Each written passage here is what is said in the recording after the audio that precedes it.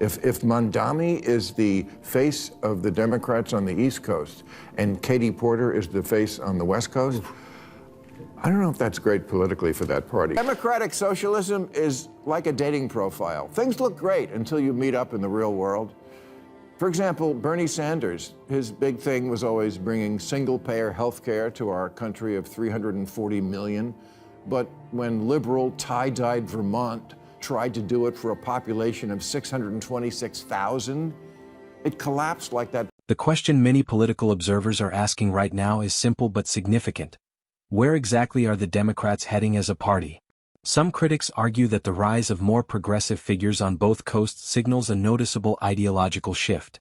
If candidates who openly identify with democratic socialism become the dominant public faces of the party, it may reshape how voters interpret the Democratic brand nationwide.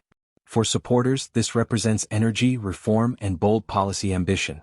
For skeptics, however, it raises concerns about electability in swing districts and battleground states. American national elections are often decided not by the political base, but by independents and moderates. If the party's messaging begins to feel too ideological or distant from middle-of-the-road voters, critics fear that the coalition Democrats rely on could narrow instead of expand. The internal debate isn't just about personalities, it's about long-term strategy and national competitiveness. Has a clear choice here, very clear. One wing is saying don't ever use the word socialist again, and one is saying, I am a democratic socialist. Clear, huh? So how do we decide who's right? Well, it turns out we don't really have to flip a coin. We have the evidence. In 2024, 13 Democrats won. In districts, Trump also won. All moderates. This isn't rocket science. All the left-leaning think tanks have done autopsies on 2024, and they all came up with the same message: move to the center. Even the New York Times, which did so much to promote woke politics, now says the partisans are wrong. Moving to the center is the way to win, and Democrats should recognize. Bill Maher has emerged as one of the more outspoken critics of what he sees as the Democratic Party drifting too far left. His warning is direct. Embracing democratic socialism as a defining identity could cost the party politically in 2028. Maher argues that in American politics, perception can matter as much as policy details. Even if proposals are nuanced, the label socialism still carries heavy historical and emotional weight for many voters. He believes Republicans would eagerly use that branding as a campaign weapon, framing Democrats as radical or economically risky. In his view, that dynamic could energize conservative turnout while pushing undecided voters toward the GOP. Rather than broadening the party's appeal, Maher warns it might unintentionally shrink it. His critique is not necessarily about every progressive policy, but about the strategic consequences of adopting polarizing labels in a closely divided nation. For their appearance on the planet didn't really happen, but it did. We've run this experiment many times, and the results are always obvious. Here's capitalist South Korea at night from space. Here's socialist North Korea. Yeah. In 1990, Venezuela was wealthier than Poland. But then Poland, finally free of Soviet-style economics, went all in on capitalism. And now their economy is as big as Japan. And people there have high wages, low inflation, cars, vacations, homes. Meanwhile, Venezuela traded capitalism for Hugo Chávez's socialism for the 21st century, which turned out. Inside the Democratic Party, there appears to be a clear divide. One wing argues that the word socialist should be avoided entirely because of its political baggage. The other wing embraces the term democratic socialist, arguing it represents fairness, expanded social programs, and economic reform pursued through democratic institutions. Maher points to recent election results as evidence in this debate. In several competitive districts in 2024, moderate Democrats managed to win in areas that also voted Republican at the presidential level. That suggests, at least to some analysts, that centrist messaging may still resonate in politically mixed regions. Post-election reviews from various think tanks echoed similar themes. Focus on persuasion, not ideological consolidation. The debate is ultimately about which strategy wins national elections, energizing the base or persuading the middle. Countries into one of its poorest. Low wages, high inflation, shortages, outages, 8 million people fleeing. If you think New York can somehow reinvent this wheel, you're in for a rude awakening.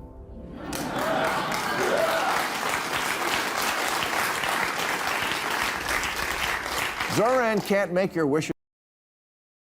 Maher argues that history offers lessons about political positioning. After the Obama era, some analysts believe Democrats shifted more strongly toward progressive cultural and economic messaging. While that energized activists and younger voters, critics contend it may have created vulnerabilities in more moderate regions of the country. Maher's prescription is straightforward: move back toward the center. He believes national elections are won by building wide coalitions that include suburban voters, independents, and working-class families concerned about everyday issues. Inflation, job stability, healthcare costs, public safety, and economic opportunity often rank higher for average voters than ideological debates. Maher emphasizes that political success is not about satisfying the loudest voices online, but about connecting with broad audiences who may not follow policy details closely. In competitive states, even a small shift among moderates can determine the presidency.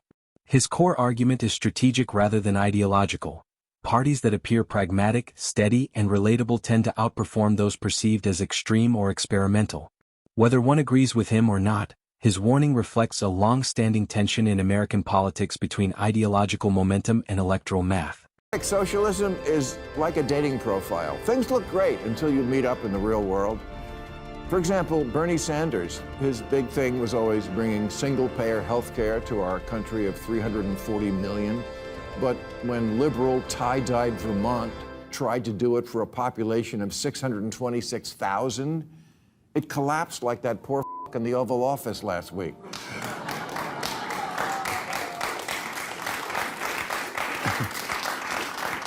Bernie, AOC, Mandani are not Democrats. They'll be the first to tell you that. They're democratic socialists, and that's...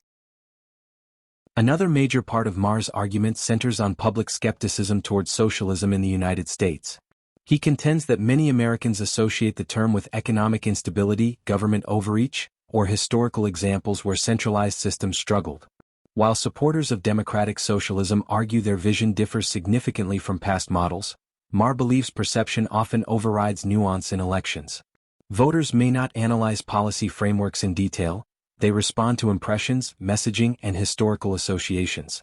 In a polarized media environment, simplified narratives can spread quickly. If opponents successfully define an ideology in negative terms, that branding can become difficult to overcome. Maher's point is not that every social program equals economic collapse, but that political labels carry weight. And in tight races, even subtle shifts in voter comfort levels can influence outcomes. I don't think people realize we already have a lot of socialism. Social Security, Medicare, Medicaid, unemployment insurance, food stamps, veterans benefits, Pell Grants, COVID-era payments, farm subsidies, disability payments, Fannie Mae, Freddie Mac, corporate bailouts, and the jobs program that is building weapons the Pentagon doesn't even want. All that is socialism, much of it appropriate to soften the edges of capitalism, but the DSA are radicals about this concept, and radical economic policy is always ineluctably married to radical social policy. Their platform, for example, calls for completely open borders. They're for what Biden was doing, but more. Immigration policy is another area Maher identifies as politically sensitive. For many voters, border management serves as a symbol of overall governmental competence. When people perceive disorder, they may generalize that concern to broader leadership questions.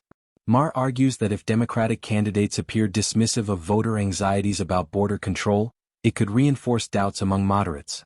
Even voters who support compassionate immigration reform often want assurances that systems are organized and enforceable.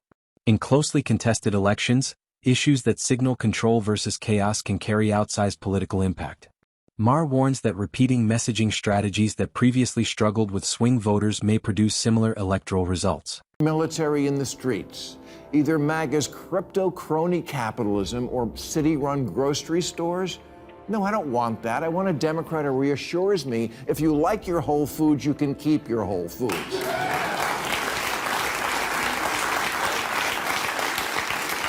Governor-elect Spanberger once said about Biden's presidency that, quote, nobody elected him to be FDR. They elected him to be normal. Normal. You know, at this year's DSA convention, or as it's commonly known, Comic-Con, get this, you had to submit a photo of a negative COVID test to get in. In 2025. Maher has also criticized what he sees as excessive emphasis on cultural or woke debates. He argues that when political messaging focuses heavily on symbolic language disputes or niche ideological controversies, it can alienate voters who prioritize practical concerns. Most Americans, he suggests, want steady leadership and predictable governance. They are often more concerned with mortgage rates, grocery prices, and neighborhood safety than with ideological purity tests. Maher believes a tone of normalcy and reassurance can be more politically effective than dramatic rhetoric. In his framing, moderation is not weakness. It is strategic positioning designed to maintain broad appeal. Is founded on, one is democracy, and one is capitalism, free markets. And it seems like one party wants to get rid of one, and the other party wants to get rid of the other. Right? The Republicans are not that, democracy is just not number one on their list. It just isn't. It isn't. It's behind Christianity and a few other things. And the Democrats, I mean, I read these, 74% are for democratic socialism. Only 16% favor capitalism. Is this Clip 8. At a broader level, Maher describes the United States as historically built on two pillars: democratic governance and market capitalism. He suggests that tensions arise when either pillar appears threatened by ideological extremes. In his view, stability comes from balance. While reform and modernization are natural parts of political evolution, dramatic structural shifts can create uncertainty among voters. Maher questions whether rapid ideological rebranding could leave parts of the electorate feeling disconnected from the party's identity. Whether that fear is justified or overstated remains debated, but it reflects ongoing concerns about long-term political alignment. Democrats going with this? If Mondami is the face of the Democrats on the East Coast and Katie Porter is the face on the West Coast? Branding plays a central role in this debate. Supporters of democratic socialism argue the term reflects commitment to democratic processes and expanded public investment, not authoritarian governance. Critics like Maher counter that the distinction may be lost on many voters who focus on the word socialism itself. In politics, terminology shapes perception. Even well-intentioned policies can face resistance if their labels trigger historical anxieties. Maher's warning is that rebranding alone cannot shield a party from scrutiny.